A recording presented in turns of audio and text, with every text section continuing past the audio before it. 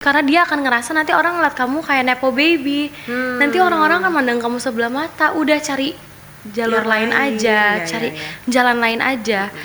Terus aku kayak, ya gimana orang pengen jadi penyanyi? Female Apple Talks. Connect to empower, evolve to inspire.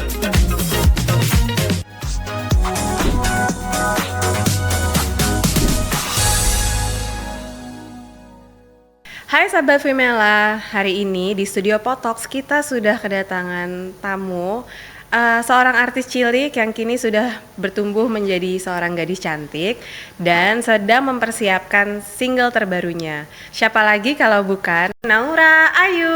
Hai, halo. Hai Naura, apa kabar hari ini? Baik kakak, aku apa kabar? Baik, Naura seger banget ya. Di cuaca yang panas banget di luar. Naura, boleh dong hari ini gimana sih perasaan kamu kalau bisa diungkapkan dalam 3 kata untuk hari ini? Grateful, excited, sama senang. Mirip ya, excited sama senang ya. Intinya happy Intinya lah ya happy, hari ya. ini. Naura, kan banyak banget nih ya orang yang mengiringi perjalanan bertumbuh kamu gitu. Banyak banget dari terutama mungkin pembaca Femela di rumah gitu kan. Nah, menurut Naura apa perubahan paling besar dari diri dulu sampai sekarang? Apa yang kamu rasain? Yang aku rasain sekarang pas semakin besar aku lebih aware sama kebutuhan diri aku secara inner. Terus aku juga semakin kalau kerja tuh dulu kan emang ya udah kerja aja. Kalau sekarang tuh banyak mikirnya, banyak mikir kayak aku ada kebutuhan apa ya, aku ada goals apa ya di 2 tahun ke depan. Berarti apa yang harus aku reach. Jadi apa tuh aku perhitungkan gitu. Aku calculate.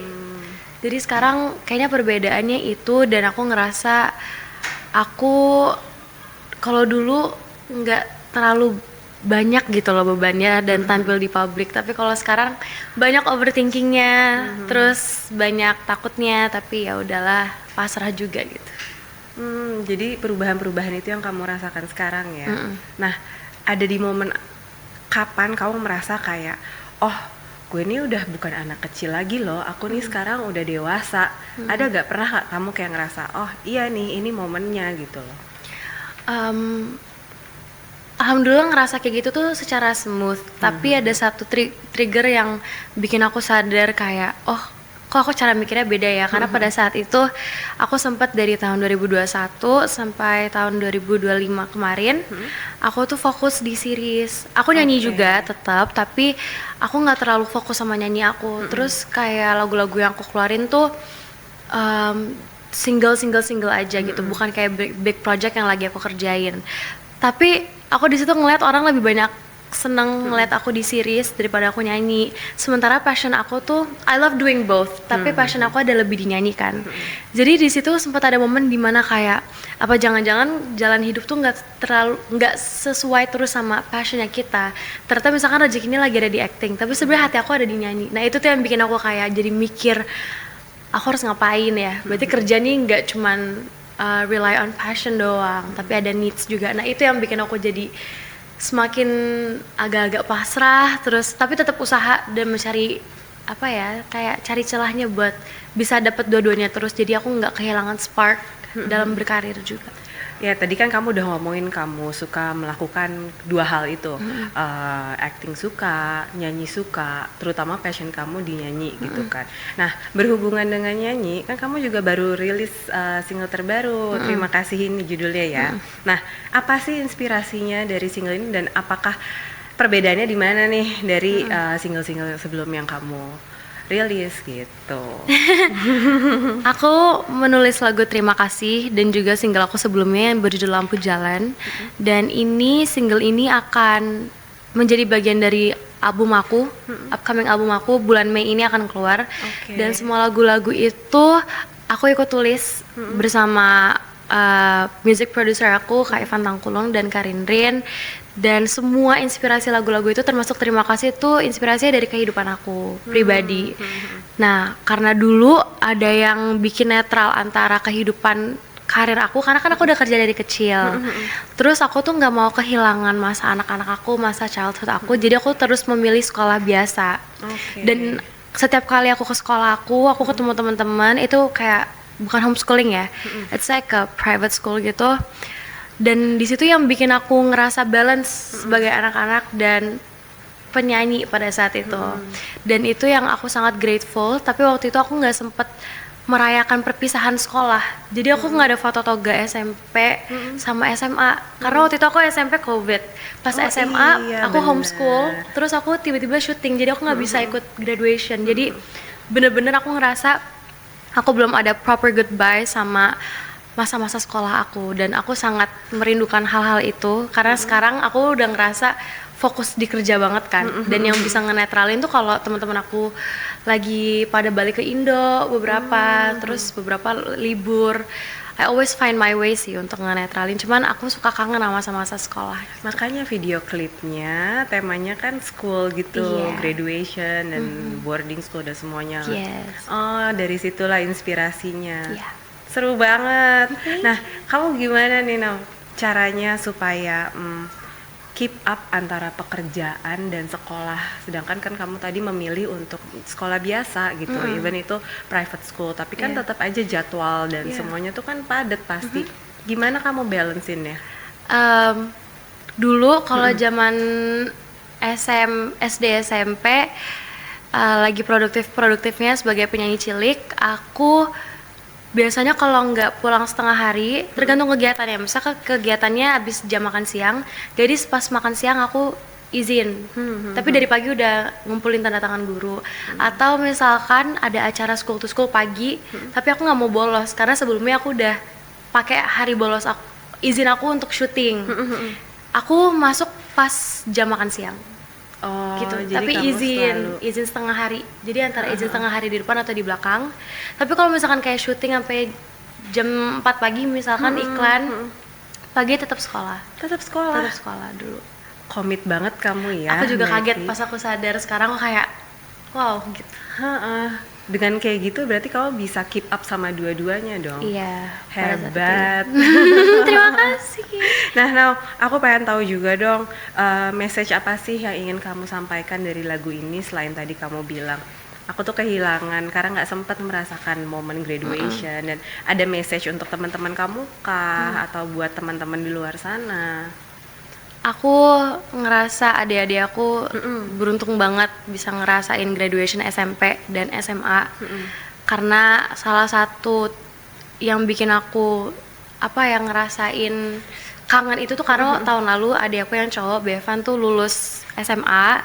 Terus dia tuh siap-siap buat prom, terus dia ada ngeband pas prom, terus dia graduation, dan aku ngerasa kayak ya Allah, aku tuh terharu banget, adik aku udah lulus SMA. Udah tinggal yang misal sekolah tuh tinggal 2. Terus Niona tahun depan akan lulus juga. 2 tahun lagi apa tahun depan gitu. Jadi aku ngerasa mereka tuh sangat beruntung. Jadi lewat lagu ini aku mau bilang buat adik-adik aku dan semua teman-teman yang dengerin lagu ini dan masih sekolah, nikmatin masa-masa sekolah, karena ternyata bener kayak dulu kita malas sekolah. Terus semua orang tua aku, terus mbak aku sering bilang kayak jangan malas, nanti kangen loh sekolah. Tapi aku bingung kenapa harus kangen sekolah. Tapi akhirnya sekarang aku tahu kenapa. Jadi nikmatin, terus bersyukur sama orang-orang di sekitar kalian, karena nanti one day kalian akan punya jalannya masing-masing. Kalau udah kerja akan fokus masing-masing. Jadi selama masih bisa bareng-bareng, nikmatin gitu. Dan jangan lupa berterima kasih sama teman-teman yang ada di sekolah dan guru-guru. Kalau aku lihat ya dari kita ngobrol ini, kamu nih bener-bener sadar banget apa yang kamu lakukan, apapun itu, dari mulai sekolah, karir, dan kamu bisa dapet ini dari mana. Sedangkan banyak banget loh orang yang kayak aduh masih merasa terpaksa ngejalanin A, terpaksa ngejalanin B. Kok kamu tuh bener-bener sadar semuanya gitu, dilakukan dengan sadar, dan kamu tuh happy. Kamu tuh dapetin ini tuh dari siapa? Diajarin mama kah? Atau emang dari lingkungan, teman-teman juga, yang semuanya memang kamu berada di lingkungan yang tepat, atau apa sih, Nya? Kayak dari dulu sebagai anak pertama, aku anak yang paling sensitif, jadi agak banyak takutnya. Kayak takut kehilangan ini, takut kehilangan itu, dan takut kehilangan opportunity gitu-gitu. Dan dari kecil, mama papa tuh selalu ngobrol sama aku perihal bersyukur sama sign dari Allah. Jadi mereka tuh somehow tuh nggak terlalu yang kayak ngajarin aku kayak ini tuh harus gini, ini gini, Iya, enggak. iya, Tapi iya. mereka cuma ngajarin secara halus, terus dia ngasih tahu tentang kayak filosofi ini, terus hidup tuh kayak gini, terus sign dari Allah tuh kita harus sadar dan lain-lain. Terus karena mungkin di waktu yang bersamaan masa kecil aku nggak agak beda dari anak-anak lain, di mana aku udah berinteraksi dengan banyak orang, public gitu kan. Terus orang bisa nilai aku dari A sampai Z, orang bisa ngomongin aku dari A sampai Z yang aku juga sendiri nggak tahu kayak rumor-rumor atau apa gitu-gitu kan sampai sekarang masih terjadi. Iya. Dan dulu aku tuh nggak tahu cara nge-overcome itu karena aku ngerasa aku harus ngekontrol semuanya Iya, biar benar. semuanya baik. Tapi lama-lama aku sadar juga karena udah melewati hal-hal atau hari-hari yang kurang mengenakan juga, akhirnya aku belajar untuk get along sama takdir yang aku punya, get along sama semua keinginan-keinginan aku dan doa-doa aku, dan bersyukur sama apa yang ada di kehidupan aku sekarang dan depan mata. Jadi kayaknya itu sih, kayaknya karena itu semua barengan terjadinya, jadi kayaknya gitu mungkin. Jadi benar berdamai dan ya udah emang udah sadar itu, oh ya udah oke nih takdirku, ya udah kita jalanin gitu, dan doa pastinya ya, syukur juga. Hebat kamu nah. Terima kasih lah. Aku bener dengernya kayak wah, aku dengerin dari kamu gitu loh, yang dimana rata-rata Gen Z ini yaitu banyak overthinking yang kadang mereka nggak tahu harus gimana untuk nanganin itu semua gitu. Tapi aku juga kan. suka gitu kok Kak. Masih Malah 20 tahun kayak tahun lalu akhir-akhir tuh ada kayak gitu. Sampai aku tuh sama mama tuh agak beda pendapat dan jadi mama tuh sempet yang kayak ya udah kamu maunya apa gitu. Tapi aku ngerasa mama papaku juga nggak menyalahkan aku untuk ada di fase itu karena mereka tahu kayak ini mungkin bagian dari bertumbuh atau apa, jadi ya udah ujung-ujungnya aku find my own way lagi. Mereka tipe parenting seperti apa sih? Kalau boleh di-sharing. Mereka tuh bukan gentle parenting sih. Oh. Aku jujur nih, pasti kan orang mikirnya kayak Penasaran ya ampun jadinya. soft spoken banget mama papanya. Mereka soft spoken dan romantis banget ke anak-anaknya. Tapi ada momen dimana mereka tuh juga sebagai orang tua tuh ngomong tuh sangat apa adanya dan mereka tuh nggak pernah bohong, yang aku suka. Jadi dari aku kecil kayak umur 10 tahun tiba-tiba ada momen dimana aku tuh males latihan atau apa, terus mamaku nggak mau, mamaku ngambek karena mamaku ngerasa kayak kamu tuh minta berkarir, ya udah komit, kalau males latihan nggak usah berkarir. Terus aku masih kecil kan waktu itu, mungkin moody atau apa. Iya. Terus dia kayak ngasih aku hukuman, kayak dia tuh suruh aku kerja sendiri, Dari pergi sendiri. temenin. Iya, pernah tuh sekali kejadian, masih keingat sampai sekarang. Cuman aku ngerasa hal-hal yang mereka lakuin tuh ngajarin aku banyak banget hal, dan mereka juga cukup keras sih, dan tegas, galak juga. Bagus dong sebenarnya. Bagus, kan bagus. justru ada Karena balance sama Bener. sisi mereka yang halus, Iya, iya, romantiknya iya. gitu. Jadi buat anak-anaknya juga bagus gitu, Iya. tahu mereka mau apa. Nah, kamu nih kan juga tipe orang yang kamu tahu keinginan kamu apa.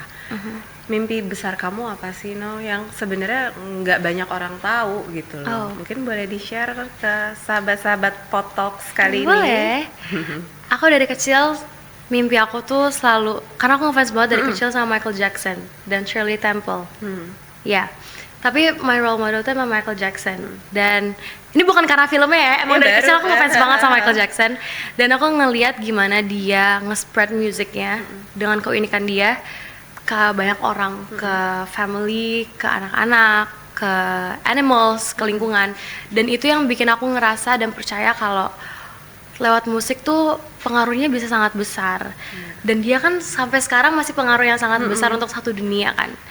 Jadi aku ngerasa kayak aku pengen jadi penyanyi yang sukses, nggak cuman secara apa ya, kayak famous terus bisa tour dan lain-lain, tapi aku sangat bermimpi untuk bisa menjadi penyanyi yang bisa membawa pengaruh baik buat banyak orang, setidaknya buat orang-orang di sekitar aku deh gitu. Tapi nanti kalau aku udah sukses jadi penyanyi, terus udah bener-bener kaya raya banget, Amin. aku pengen bikin sekolah di tempat-tempat yang mungkin jarang ada sekolah buat anak-anak yang aku ngerasa kadang-kadang suka kasihan kalau ngeliat anak-anak Benar. kurang dapat pendidikan yang adil atau setara. Jadi aku pengen bikin sekolah gratis, pengennya di seluruh Indonesia dulu pengennya. Itu mimpi terbesar aku karena dulu aku juga pengen jadi guru. Oh iya, dulu. kenapa? Jarang banget loh. Ada orang, jarang loh, No. Guru apa nih? Boleh spesifik, guru musik kah atau guru apa?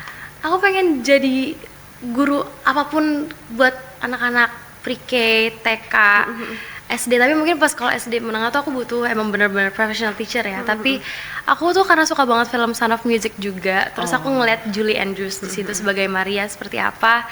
Jadi aku selalu pengen jadi guru, aku pengen kayak dia. Terus karena aku juga suka anak-anak banget, aku suka anak-anak kecil. Dan aku juga kayak punya Nakea, dan Nakea juga sering belajar sama aku. Aku suka aja gitu loh ngajarin anak-anak. Jadi aku pengen banget jadi guru secara sukarela gitu. Kita aminkan ya, doa Amin. baiknya ya, semoga Amin. terwujud ya Nau. Amin. Nah, menurut kamu nih, sukses di usia muda ini sebenarnya keuntungan atau sebuah tekanan? Karena kadang kalau misalkan kita memang belum siap, justru itu jadi sebenarnya pressure balik ke mereka. Tapi kalau dari kamu sendiri, menurut kamu gimana sih? Kita udah bisa bilang kamu sukses loh di usia muda dengan Amin. segala Amin. prestasi kamu. Amin. Nah, kamu merasanya seperti apa sih? Aku ngerasa kalau misalkan diberi kesuksesan di umur muda, berarti itu kan sesuatu yang udah written, udah ditulis buat kita, karena susah payahnya kita. Jadi tiba-tiba suka ngerasa pressured atau ngerasa overwhelmed dengan kesuksesan yang ada. Buat yang dari muda udah sukses, menurut aku itu hal yang sangat wajar. Tapi di sisi lain harus tahu kenapa Allah percaya untuk ngasih kesuksesan ini ke kamu. Berarti artinya kamu bisa you can take a very good care of the things yang kamu dapat. Terus Allah percaya untuk kasih itu semua ke kamu bisa jaga segala berkah dan kesuksesan yang diberikan. Jadi menurut aku itu agak 50-50. And for me, if one day you're tired of being success in a very young age, just remember that you're not tired because of the success, tapi karena apa yang udah kamu lakuin. And sometimes itu tuh nggak apa-apa untuk istirahat for a while, karena aku kadang-kadang juga suka burn out. Tapi aku lebih milih untuk lebih bersyukur sama apa yang udah pernah aku dapetin, karena itu juga jadi kayak bahan bakar untuk aku terus semakin membuktiin ke banyak orang kalau aku bisa lebih sukses daripada aku dulu. Tuh, kan kamu beneran udah punya visi dan misi hidup kamu sih. Kamu tuh udah jelas gitu maunya apa gitu kan. Nah, menurut kamu penting nggak sih mempertahankan ciri khas dalam berkarir supaya karirnya tuh bisa long last gitu? Gimana cara kamu untuk mempertahankan ciri khas kamu? Aku ngerasa itu penting banget untuk mempertahankan ciri khas, walaupun pasti ada momen dimana kayak aku waktu itu pas aku umur remaja, aku tuh terlalu pengen nge-break statement orang-orang yang bilang aku tuh masih kecil. Terus aku tuh selalu sangat terlihat I tried so hard untuk bikin orang sadar kayak aku tuh udah gede. Tapi setelah aku beneran udah gede, aku malah balik ke ciri khas aku yang dulu di album baru nanti kan musical. Dan aku ngerasa itu sangat aku, dan aku sangat ngerasa attached dengan segala musik yang aku buat di album aku. Dan itu yang disitulah terlihat ciri khas aku. Terus aku lama-lama sadar kayak ternyata kita tuh nggak harus usaha se-hard itu untuk bikin orang sadar kalau kamu udah gede, karena you grow naturally and umurnya juga ngikut. Jadi menurut aku tetap pertahankan ciri khas, nikmatin prosesnya apapun itu. Tapi untungnya segala hal yang terjadi, kayak misalkan pengen nge-break statement orang kalau kita masih kecil dan lain-lain tuh, itu jadi bagian dari proses aku untuk sadar kayak you don't have to try so hard to make people notice that you've grown gitu. Jadi pertahankan ciri khasnya aja, terus ya udah sih kayaknya nikmatin prosesnya. Nikmatin prosesnya ya. Nah, kan orang-orang tahu Naura nih berada di lingkungan yang memang mamanya juga seorang penyanyi gitu kan. Berarti kan berada di lingkungan yang bisa dibilang privilege lah. Tapi privilege-nya kamu bisa memanfaatkan in a good way gitu loh. Nah, gimana sih kamu nih berada di lingkungan privilege itu gitu loh? Gimana merasa supportnya gimana ke dalam karir kamu sekarang? Kalau aku boleh jujur banget, sebenarnya ngerasa privilege. Aku bersyukur ya, maksudnya aku bisa mungkin lebih mudah untuk, nggak juga sih sebenarnya, karena dulu sebelum jadi penyanyi pun mamaku ya, itu dia orang yang paling ngelarang aku jadi penyanyi. Oh ya, justru aku nggak boleh sama sekali. Terus aku umur 5 tahun minta, tapi satu hal yang bikin dia nggak bolehin aku jadi penyanyi karena dia akan ngerasa nanti orang ngeliat kamu kayak nepo baby. Nanti orang-orang kan mandang kamu sebelah mata. Udah cari jalur lain aja, cari jalan lain aja. Terus aku kayak ya gimana orang pengen jadi penyanyi. Aku kan dulu nggak ngerti maksudnya konsep privilege Nepo Baby Iya, tuh. Aku cuma fokus sama kayak keinginan aku pengen jadi penyanyi kayak mama, kayak Michael Jackson gitu kan. Apalagi suka nyanyi dari kecil, suka Disney dan lain-lain. Terus aku ngerasa kayak ya udah, nyanyi itu adalah satu-satunya cara untuk aku bisa mewujudkan mimpi aku. Dan aku sampai gede tuh pengen jadi penyanyi. Cuma mamaku tuh larang banget. Dia bener-bener larang. Terus aku berasa di ghosting sama mama selama 2 tahun. Oh ya, itu kamu umur berapa? Aku 5. Wah, Aku 5 tahun. Terus aku minta diajarin nyanyi, dia juga nggak mau ngajarin. Karena dia bilang nanti kamu nyanyinya kayak aku, dia bilang gitu. Jangan, udah kamu cari cara sendiri aja. gitu. Jadi dilepas, walaupun emang ada mama, tapi maksudnya dia tuh sangat melepas aku gitu loh. Jadi aku disuruh cari cara sendiri. Sampai akhirnya waktu itu 2 tahun mungkin dia agak lupa kali ya, aku pengen jadi penyanyi. Terus aku cuma suruh-suruh dia tuh, karena aku suka musikal. Terus aku dulu bingung, ini gimana nih kalau misalkan mama tuh nggak ngebantuin aku untuk cari orang, gimana caranya aku bisa audisi musikal, gimana caranya aku bisa main film musikal di luar negeri dan lain-lain. Mamaku tuh kayak bener-bener harus tolongin dong gitu. Iya. Jadi akhirnya aku ngebuktiin ke mama dengan aku, karena suka Broadway, aku suka musical, aku suruh mama rekam aku kayak ala video klip nyanyi sambil nari. Terus aku suruh mama upload di YouTube. Terus sama mama diupload di YouTube, terus aku nonton musikal, terus aku suka sama salah satu lagu dari musikal ini. Terus aku minta dikenalin ke penciptanya, terus jadi lagu Semesta Cinta. Dari situ ternyata mama tuh juga kayak udah lah, nggak usah bikin album, mau ngapain sih gitu loh kata mama. Terus aku kayak ya mau jadi penyanyi, kenapa sih nggak boleh itu? Karena dia takut. Jadi lama-lama pas aku udah semakin menemukan suksesnya itu dengan cara aku, orang baru melihat kayak you're privileged ya, mama kamu artis, of course you can get all this. Tapi yes, aku nggak bisa menyalahkan mereka untuk ngomong gitu, karena mereka mikir kayak gitu juga nggak salah. Tapi I have my own way juga untuk bisa survive, bertahan dan bisa ada di sini. Toh niat mamaku kan udah ngededicate akhirnya setelah lama-lama aku begging, akhirnya dia dedicate waktu dia untuk bantu aku untuk jadi emotional support aku dalam berkarir. Aku di dunia industri yang lumayan serem ini, I need my parents kan. Iya betul. The best thing I can do is to continue her dreams. Jadi I feel grateful. Awalnya tuh gimana sih, No? Penasaran aku jadi. Ap- Sampai apa? kamu bener-bener, aku tuh pengen jadi penyanyi. Apa yang bikin kamu bener-bener ke-trigger? Apakah karena sering lihat mama nyanyi, atau karena kamu nonton, atau apa? Yang bener-bener kamu sampai umur 5 tahun kamu punya tekad kuat banget Pengen gitu kerja, loh. iya. Jadi nenek aku tuh penyanyi. Nenek dari mamanya mama tuh penyanyi dulu di Bukit Tinggi. Terus mama tuh dari dulu juga suka dibawa keliling-keliling. Jadi mama tuh pas masih di Bukit Tinggi dia juga nyanyi. Jadi mirip-mirip sama cerita aku. Tapi aku versi udah pindah ke kotanya aja. Jadi aku ngelanjutin ceritanya mama. Terus jadi mama tuh dulu sibuk banget kan nyanyi. Tapi dari kecil aku selalu diajak kalau nonton music video, syuting music video mama. Terus mama perform. Dulu aku juga nggak bisa lepas dari mama, jadi selalu dibawa ke studio, dibawa dan lain-lain. Dan dari situ kayaknya aku suka. Terus kalau mama lagi sibuk juga, rumah aku dulu sebelahan sama rumah nenekku. Nah nenek kakek aku tuh selalu main musik, nyanyi-nyanyi. Jadi di rumah pun aku sama nenek kakek dijagain tuh sambil nyanyi-nyanyi. Jadi kayaknya itu yang bikin aku pengen jadi penyanyi. Terus dulu nenek aku karena dia juga guru, dia guru. Terus kakek aku kepala sekolah. Terus kalau ada lomba nyanyi tuh aku suka nemenin, jadi suka ngeliat banyak anak-anak nyanyi. Terus kalau 17-an di RT tuh pada nyanyi-nyanyi, terus aku jadi pengen. Dan aku suka film-film musikal, tapi nggak boleh sama mama, jadi aku bingung gitu. Hebat loh, jadi beberapa tekadnya kuat banget. Berarti cita-cita kamu jadi guru. Mungkin kamu ngelihat nenek dan kakek, kamu penyanyi, kamu juga menyerap tuh mama, lihat mama tiap hari itu juga ya, karena udah lingkungannya itu ya, Nau. Iya ya, mungkin Lucu ya. banget, hebat. Makasih. Nah, kamu tuh pernah gak sih dengan privilege itu, dengan benchmark mungkin orang ngelihat mama, dan akhirnya ada gak sih rasa terbebani kayak, aduh, aku udah cukup bagus belum ya? Aku udah memenuhi ekspektasi orang belum ya? Ada gak sih pernah ada merasa kayak gitu gak? Aku sering banget merasa kayak gitu. Tapi itu bukan karena dibilang nepotism atau kayak privilege dan lain-lain.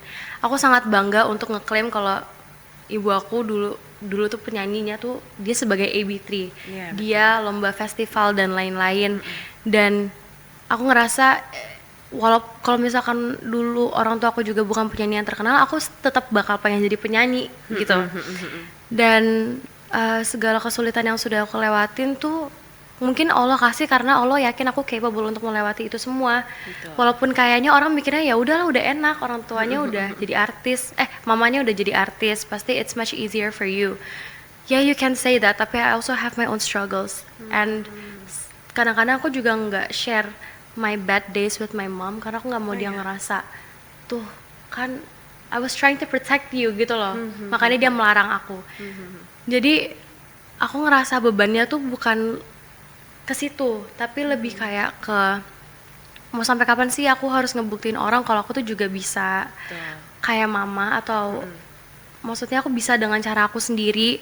Dan mau sampai kapan orang ngelihat semua pencapaian aku sebelah mata, karena mereka ngelihat kayak Naura bisa konser dongeng 4 kali karena mama, padahal yang aku rasain tuh fans aku, teman Naura tuh nggak tahu mama itu siapa, sampai akhirnya pas anaknya ngefans, ibunya baru tanya itu siapa, itu Naura.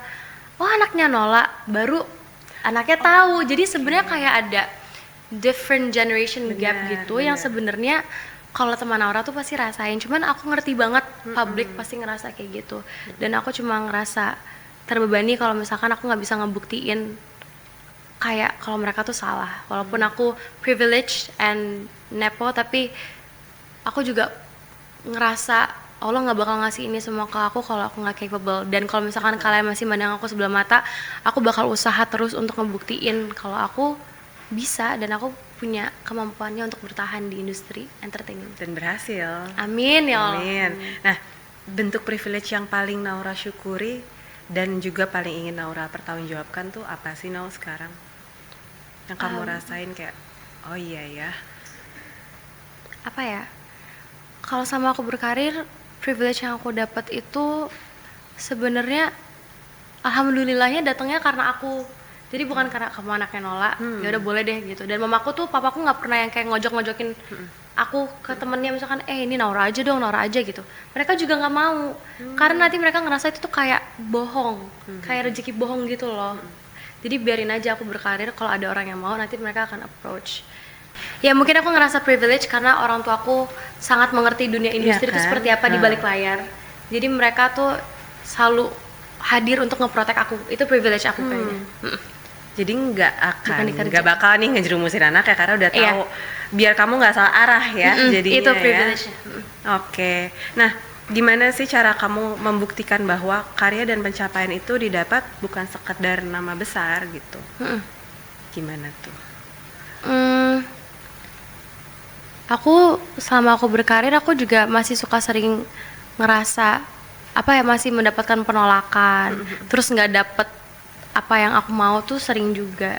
Dan aku sadar nama besar tuh bisa membantu kita banget buat buat ngedapetin job ini, job itu. Tapi aku sadar untuk bertahan, you cannot rely on your name. Betul.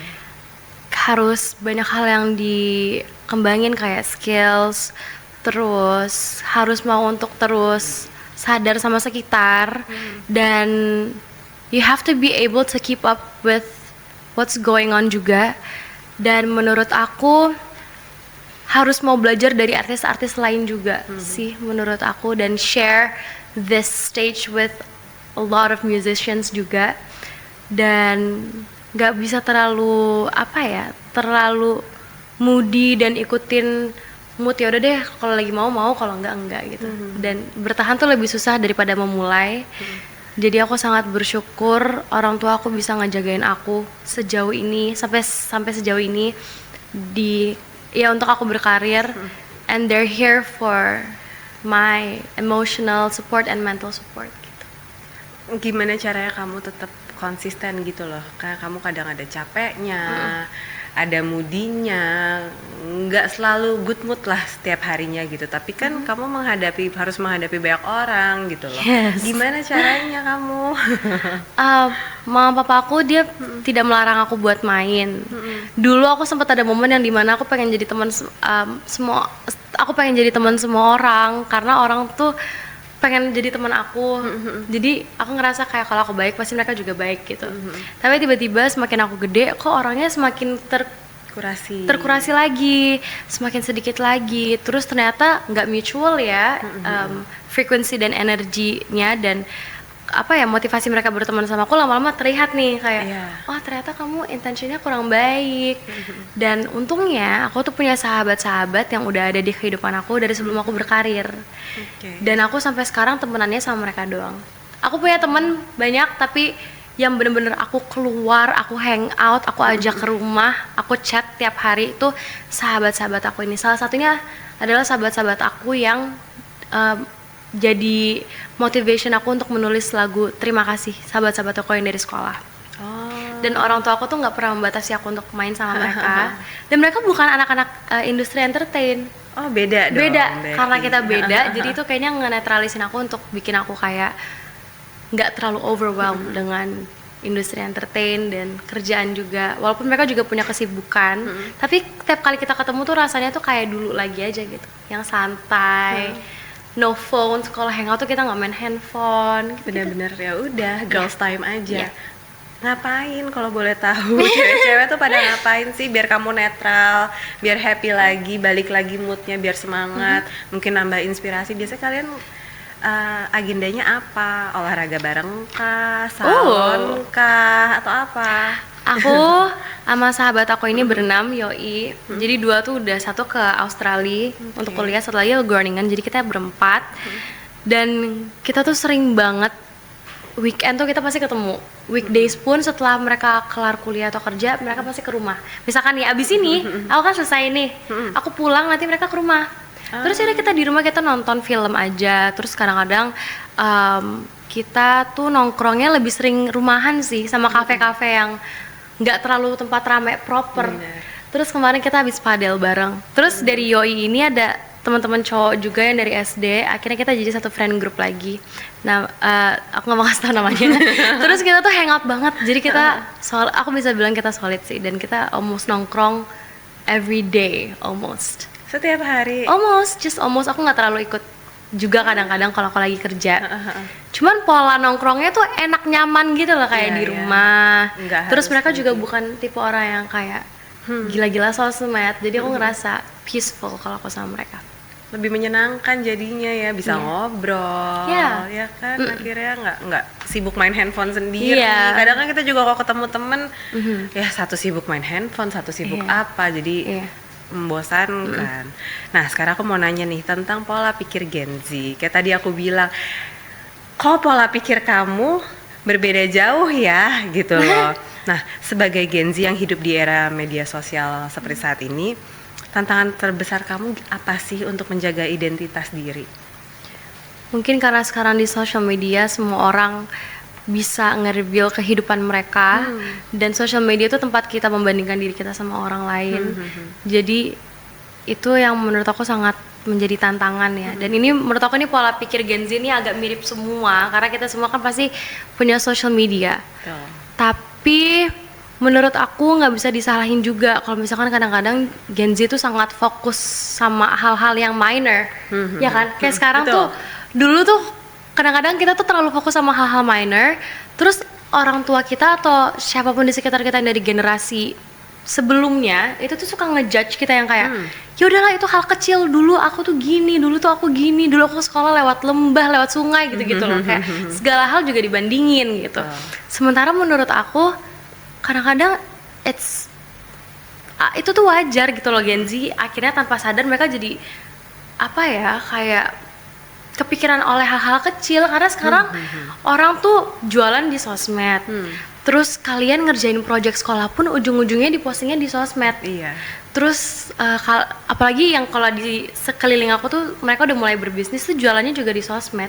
Dan aku ngeliat sekarang teman-teman aku tuh hampir semuanya berbisnis. Walaupun kita satu pertemanan tapi ini ada bisnis ini ada bisnis Masing-masing ini. ada ya? Iya, masing-masing ada. Dan pasti kadang-kadang Gen Z tuh lebih sering ngerasa burnout because somehow kita ngerasa nggak ada boundaries antara private life kita dengan private life orang lain dan public. Misalkan kayak aku ngeliat dari teman aku yang juga bukan nggak memilih untuk ada di jalur industri entertain, mereka tuh juga suka ngerasain drama yang sama kok, kayak misalkan mereka diomongin atas hal yang mereka nggak lakuin tapi sama circle siapa. Dan itu semua karena semuanya punya social media. It's not private, like everyone knows everyone, apalagi di Jakarta kan. Jadi pola pikir Gen Z tuh terganggu karena social media, tapi aku lagi berusaha banget, aku lagi usaha dan lagi belajar untuk kayak bikin kehidupan yang lebih private, terus ngeset boundaries juga sih sama banyak orang di kehidupan nyata dan social media. Jadi aku nggak mau jadi orang yang overshare. Nah gitu. Tapi kamu bukan tipe yang dikit-dikit share. Apa ada masanya kayak gitu, terus sekarang kamu udah lebih dewasa, akhirnya kayak oh ya udah deh aku udah lebih dewasa sekarang dan aku tahu nih kalau aku kebanyakan share jadinya toxic juga gitu loh, mau mulai membatasi. Iya, kayak Sekarang dulu kamu lebih merasa kayak gitu. Iya, aku tuh sedihnya tuh kayak sekarang karena aku sekarang sangat private, like I rarely post my private life di social media. Aku cuma sekarang tuh Instagram aku isinya cuma kayak kerjaan semua dan project-project doang, dan aku juga kalau nggak ada apa-apa aku nggak story gitu. Dan aku kadang-kadang suka sedih kalau aku ngelihat dulu zaman-zaman aku terlalu percaya sama public. I used to trust public so much because I think that menurut aku itu baik-baik aja. Jadi aku ngerasa orang akan nge-perceive itu sebagai hal yang baik-baik aja. Not until everyone knows everything gitu loh. Jadi aku sekarang ngerasa suka sedih kalau ngelihat kenapa ya dulu aku overshare, kenapa ya aku kurang wise dalam menggunakan social media, dan kenapa dulu aku selalu pengen meluruskan hal-hal yang sebenarnya you don't have to clarify ini gitu loh. Karena you don't owe anything, maksudnya you don't owe an explanation untuk hal-hal yang sebenarnya kamu nggak lakuin gitu. Jadi menurut aku sekarang aku berusaha untuk pasrah, aku belajar untuk pasrah, aku belajar untuk let go. Di social media aku nggak overshare, dan di private life aku juga sangat menutup circle aku. Apalagi aku ngerasa utuh dengan orang-orang yang aku punya sekarang, walaupun sangat dikit gitu ya, keluarga dan sahabat-sahabat aku. And at the same time aku cuma mau ngingetin ke semua Gen Z that I believe in you and I believe in our generation. Karena walaupun kita suka membandingkan, kayak nggak sengaja ngebandingin diri kita sama orang-orang di sosial media yang kita nggak kenal, tapi aku ngerasa Gen Z itu pinter-pinter banget. Betul.